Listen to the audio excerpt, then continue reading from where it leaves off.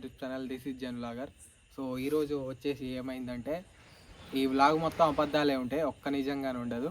ఈ వ్లాగ్ పేరే ఈరోజు మొత్తం అబద్ధాలు ఆడతాం. కాకుంటే టైం లేదు, మార్నింగ్ 10కి బైక్ ఆడికి పోతే ఫోన్ స్విచ్ ఆఫ్ అయిపోయింది. సో మొత్తం బ్యాటరీ డెడ్ అయిపోయింది, ఇక రికార్డ్ చేయలేదు మార్నింగ్ నుంచి. అందుకే సో ఇప్పుడు రికార్డ్ చేస్తున్నాం. టైం వచ్చేసి 9 అవుతున్నది. సో లెట్స్ గో, ఇక స్టార్ట్ చేద్దాం. సో గైస్, ఇవాళ ఏమైందంటే పొద్దున్నే పత్తేడదామని బైక్ ఆడికి పోగానే నరేంద్ర మోడీ కాల్ చేసిండు. నరేంద్ర మోడీ కాల్ చేసి ఇంకో రామ్ మందిర్ కడుతున్నాం తెలంగాణలో, 1,000 కోట్లు కావాలన్నాడు. సర్లే ఇక మనోడే కానీ పంపించేసిన 1,000 కోట్లు. అండ్ అట్లనే 1,000 కోట్లు పంపించగానే సందీప్ రెడ్డి వంగ కాల్ చేసిండు. సందీప్ బ్రో కాల్ చేసి స్పిరిట్ మూవీలో క్యారెక్టర్ ఉంది వచ్చి చేయమన్నాడు. ఓకే బ్రో ఇప్పుడు చేస్తా కానీ కొంచెం టైం పడుతుంది, పత్తేరుతున్నాం, బిజీ స్కెడ్యూల్స్ ఉన్నాయని రిజెక్ట్ చేసేసిన. నెక్స్ట్ మహేష్ బాబు తోటి సినిమా చేస్తాడు, మళ్ళీ ఆ సినిమాలో ఛాన్స్ ఇస్తాడో ఇయ్యడో చూద్దాం. ఆఫర్ ఇస్తే ఆ సినిమాకి ఖచ్చితంగా అయితే మనం చేద్దాం. అండ్ ఎస్ఎస్ఎంఈకి గాన రాజమౌళి గారు కాల్ చేసి అడిగినారు.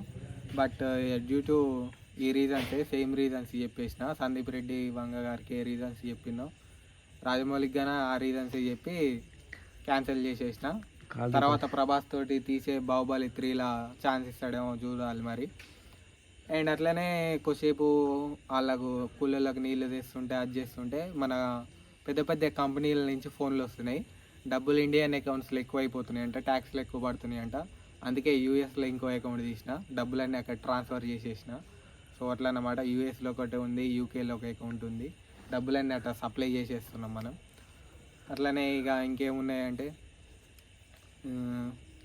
Heroines guys. మెయిన్ నాకు ప్రాబ్లం ఏంటంటే heroines, Tollywood heroines, Bollywood heroines, వీళ్ళతోటే నాకు పెద్ద ప్రాబ్లం వచ్చింది. అందరూ డేట్కు పిలుస్తున్నారు, నాకేమో పనికి సరిపోవట్లేదు. అందరికి డేట్ రమ్మంటున్నారు, సాయి పల్లవి, అనుపమ, అందరికి డేట్కి పిలుస్తున్నారు, సమంత పిలుస్తున్నది. టైం సెట్ కావట్లేదు అని వాళ్ళకి నాకు నో చెప్పేసేసిన, డేట్స్ ఇవ్వట్లేను వాళ్ళకి గాను. సో అట్లుంది గైస్ మన పరిస్థితి. ఏం చేద్దాం చెప్పి పత్తేరులో బిజీగా ఉన్నాడు అనమాట. పత్తేరుదానికి బిజీగా ఉన్నాయి. ఇక వాళ్ళకి డేట్ ఆడిద్దని చెప్పి ఇక డేట్స్ ఇస్తానికి డేట్కి పిలుస్తున్నారు, పోయే పరిస్థితి లేదు. ఇట్లా మన నింజా H2R ఉంది కదా, 78 లక్షలు పెట్టి తీసుకున్నాం. దానికి చిన్న గీత పడ్డది. సో దాన్ని రిపేర్ చేయడానికి జపాన్ నుంచి ఒకరిని పిలిపించిన, రెడీ అవుతుంది ఇంకో 2 డేస్లో. అండ్ మన రోల్స్ రాయిస్ కార్ ఉన్నది కదా, దానికి కానీ ఒక చిన్న యాక్సిడెంట్ అయింది. సో ఆ యాక్సిడెంట్ని కవర్ చేయడానికే రష్యా నుంచి ఒకరిని పిలిపించిన. సో మొత్తం దాన్ని అయితే సెట్ చేసేస్తాడు. షోరూమ్ నుంచి పిలిపించిన. మొత్తం కార్లు ఎన్ని పార్ట్స్ ఉన్నాయో అన్ని పార్ట్స్ మొత్తం చేంజ్ చేపిస్తున్నాం. మన పోర్చా 911 కార్ ఉంది కదా, దానికేమో పెయింట్ మీద ఒక చిన్న గీత పడ్డది. చిన్న గీత, చాలా చిన్నగా ఉంటుంది అది. ఆ గీత పడ్డా నాకు ఇష్టం లేదు, అందుకే మొత్తం కలర్ మొత్తం పెయింట్ మొత్తం చేంజ్ చేపిస్తున్నాం. దానికైనా సపరేట్గా రష్యా నుంచి ఇంకోళ్ళు వస్తున్నారు, అట్లా అన్నమాట. అండ్ మన ఇంకో 2 monthsలో మనం జీ వ్యాగన్ అయితే డెలివరీ తీసుకోబోతున్నాం. 4 కోట్లు పెట్టి కొన్నాం గైస్ మనం అయితే. దాని డెలివరీ చాలా పెద్దగా గ్రాండ్గా అయితే సెలబ్రేట్ చేసుకుందాం. అండ్ మన దగ్గర ఉన్న bike collections, 1000cc bike collections అన్నీ ఉన్నాయి కదా,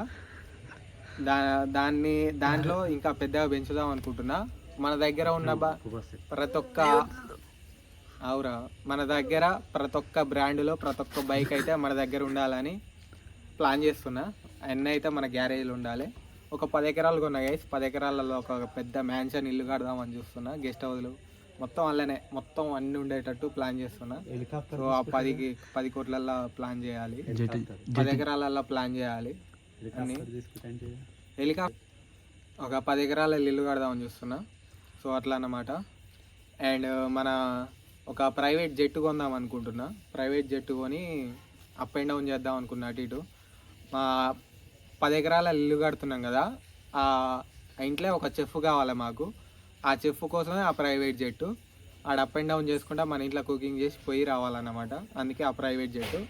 అండ్ మనకున్న పెద్ద క్రూజ్ షిప్ ఉంది కదా, అది అక్కడెక్కడనో యూకేలో పార్క్ చేసినాం సముద్రంలో.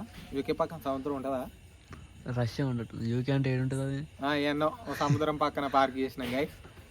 ఆ పార్కింగ్కే రోజుకు 2 కోట్లు కడుతున్నాం మనం. అట్లా ఒక్కరోజు పార్కింగ్కు 2 కోట్లు కడుతున్నాం మనం. కోట్లు అంటే వేసుకునేదే కాదు, పైసలు కోట్లు కడుతున్నాం ఒక్కరోజు పార్కింగ్కు. అంత పెద్ద షిప్కు ఒక్కరోజు ట్రిప్ వేస్తే వచ్చేస్తాయి గైస్ మనకు, అట్లా ఏం లేదు. ఒక్కరోజు ట్రిప్ వేస్తే 2,000-3,000 కోట్ల దాకా వస్తాయి మనకు, అట్లా అనమాట. క్రూజ్ షిప్ అది చాలా పెద్ద షిప్, మీకు చెప్పినా అర్థం కాదు.